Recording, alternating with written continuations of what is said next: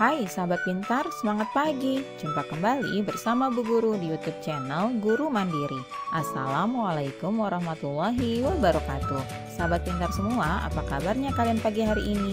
Bu Guru selalu doakan agar kalian semua senantiasa dalam keadaan sehat walafiat. Pagi hari ini, Bu Guru akan menyampaikan materi pelajaran untuk kelas 6, tema 3, subtema 1, penemu yang mengubah dunia, pembelajaran ke-1. Namun sebelum kita mulai, marilah kita awali pembelajaran kita pagi hari ini dengan pembacaan doa terlebih dahulu ya. Anak-anak, lihatlah lingkunganmu di malam hari. Cahaya lampu bersinar menerangi jalan, sekolah, dan rumah kita. Listrik telah mengubah wajah dunia. Tahukah kamu siapa tokoh yang berhasil menemukan mesin pembangkit listrik dan bagaimana lampu-lampu di rumah dapat menyala? Listrik telah membawa banyak perubahan dalam kehidupan masyarakat di dunia. Michael Faraday adalah tokoh penemu arus listrik. Faraday lahir pada tahun 1791 di Newington, Inggris. Ia berasal dari keluarga miskin dan hanya sebentar merasakan pendidikan di sekolah. Dengan perjuangan keras dan semangat pantang menyerah, ia akhirnya berhasil membuat alat sederhana pertama yang dapat menghasilkan gelombang elektromagnetik. Tahukah kamu bagaimana perjalanan arus listrik hingga sampai ke rumahmu? Arus listrik adalah gelombang elektromagnetik, yaitu gelombang yang dapat merambat meski tidak ada media perantara. Gelombang elektromagnetik terbentuk dari hasil perubahan medan magnet dan medan listrik yang terjadi terus-menerus. Proses tersebut kemudian memicu terjadinya arus yang kemudian kita kenal sebagai arus listrik. Arus listrik dihasilkan oleh generator raksasa pada pusat pembangkit listrik. Arus listrik tersebut disalurkan melalui jaringan listrik tegangan tinggi berupa jaringan kabel pada menara-menara tinggi yang menuju ke gardu-gardu penerima di berbagai daerah. Dari gardu-gardu penerima, arus listrik kemudian disalurkan ke rumah-rumah penduduk dan berbagai tempat yang memerlukannya. Arus listrik yang diterima di rumah kemudian disalurkan melalui rangkaian kabel listrik di dalam rumah. Rangkaian kabel tersebut umumnya berada di atap untuk tempat dudukan lampu atau di dinding rumah untuk saklar dan colokan listrik tempat menghubungkan beragam peralatan elektronik seperti televisi, kipas angin, dan kulkas. Rangkaian listrik di dalam rumah dapat berupa rangkaian seri atau rangkaian paralel. Rangkaian seri dan paralel merupakan jenis-jenis rangkaian yang dipakai untuk menyambungkan dua ataupun lebih komponen listrik sehingga menjadi satu kesatuan utuh. Bila dilihat dari cara penyusunannya, rangkaian seri disusun dengan cara bersambung atau sejajar dan rangkaian paralel disusun berderet. Nah, anak-anak, berikut ini adalah contoh rangkaian seri dan paralel yang merupakan jenis-jenis rangkaian yang dipakai untuk menyambungkan dua ataupun lebih komponen listrik sehingga menjadi satu kesatuan utuh. Kalian perhatikan ya bedanya. Bila dilihat dari cara penyusunannya, rangkaian seri disusun dengan cara bersambung atau sejajar dan rangkaian paralel disusun berderet. Contoh rangkaian seri dalam kehidupan sehari-hari adalah lampu senter ya anak-anak. Rangkaian yang disusun seri pada lampu senter itu adalah baterai, karena hanya terdapat satu lampu pada senter. Hal tersebut yang menyebabkan lampu senter menyala sangat terang, namun baterainya cepat habis.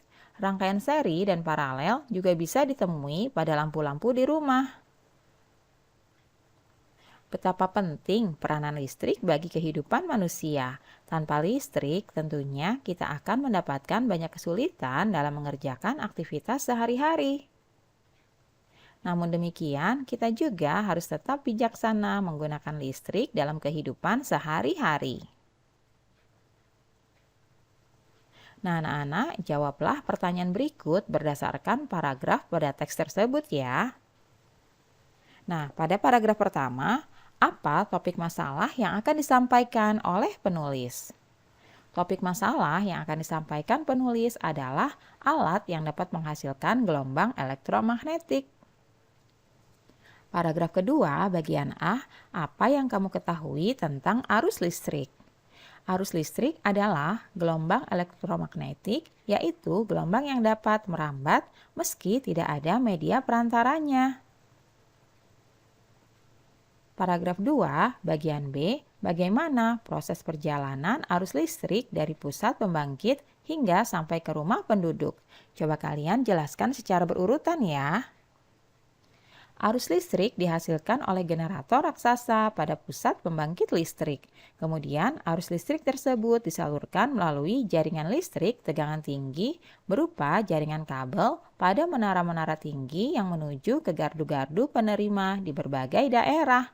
Dari gardu-gardu penerima, arus listrik kemudian disalurkan ke rumah-rumah penduduk dan berbagai tempat yang memerlukannya. Selanjutnya, paragraf ketiga. Apa yang terjadi dengan arus listrik saat tiba di rumah warga? Jelaskan secara berurutan. Arus listrik yang diterima di rumah kemudian disalurkan melalui rangkaian kabel listrik di dalam rumah. Rangkaian kabel tersebut umumnya berada di atap untuk tempat dudukan lampu atau di dinding rumah untuk saklar dan colokan listrik, tempat menghubungkan beragam peralatan elektronik seperti televisi, kipas angin, dan juga kulkas.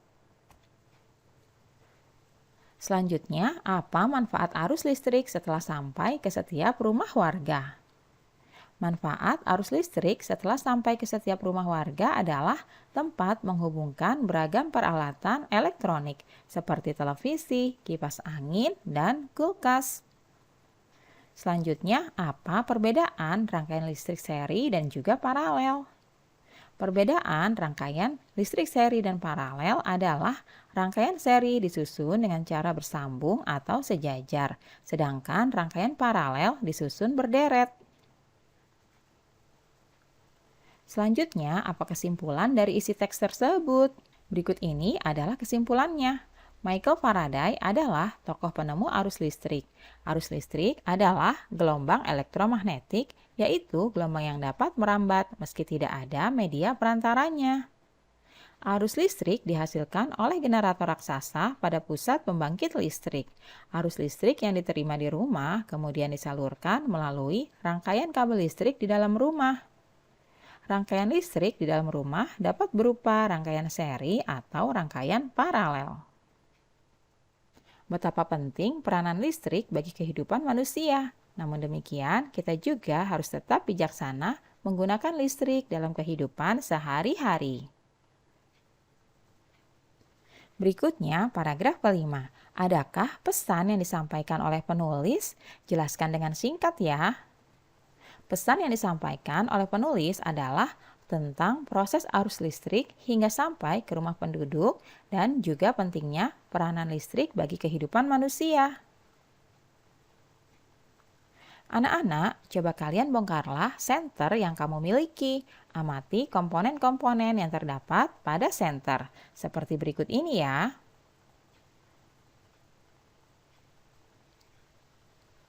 Jika komponen-komponen utama tersebut dirangkaikan untuk membuatnya kembali menyala, maka akan nampak seperti berikut. Jika kepala senter dibongkar, kemudian dirangkaikan kembali hanya dengan menggunakan lampu, maka akan nampak seperti berikut.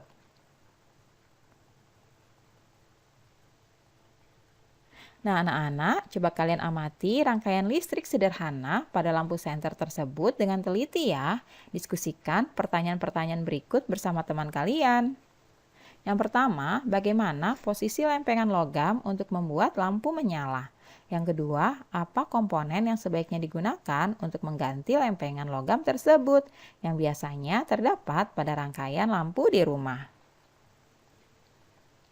Tuliskan proses perjalanan arus listrik pada rangkaian listrik senter tersebut secara rinci dan berurutan ya.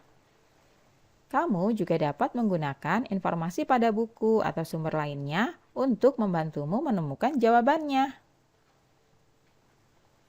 Anak-anak, tahukah kalian bahwa rangkaian listrik pada senter terdapat pada baterai yang diletakkan sebaris?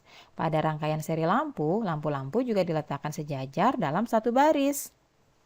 Arus listrik yang mengalir pada rangkaian seri hanya berada dalam satu aliran kabel yang menghubungkan semua lampu. Rangkaian seri lampu biasa terdapat pada hiasan lampu pohon Natal. Listrik adalah salah satu penemuan yang sangat penting ya anak-anak. Ayo kita bahas lebih lanjut tentang penemuan listrik dan pengaruhnya terhadap kehidupan dan peradaban manusia.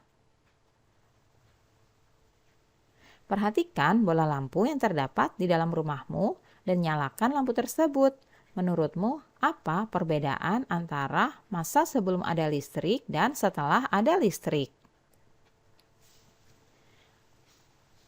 Nah, berikut ini perbedaannya. Sebelum ada listrik, kita susah atau sulit untuk berkomunikasi. Kemudian, karena tidak ada listrik, penerangan hanya dari lampu minyak saja. Selain itu, untuk menyetrika pakaian digunakan setrika arang. Nah, sesudah ada listrik, maka kita mudah berkomunikasi. Kemudian, penerangan juga didapatkan dari lampu listrik atau LED. Untuk menyetrika pun bisa menggunakan setrika listrik. Nah, pastinya manfaat listrik sangat. Nah, anak-anak, pastinya kalian sudah tahu ya bahwa manfaat listrik sangat-sangat.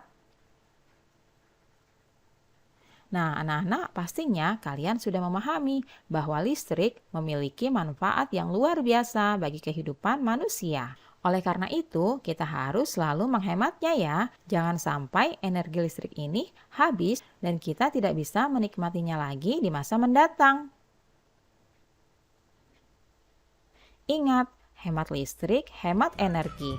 Hemat energi itu artinya hemat biaya.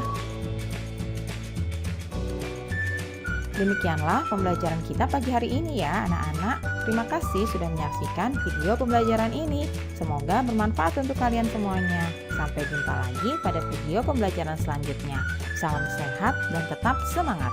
Wassalamualaikum warahmatullahi wabarakatuh.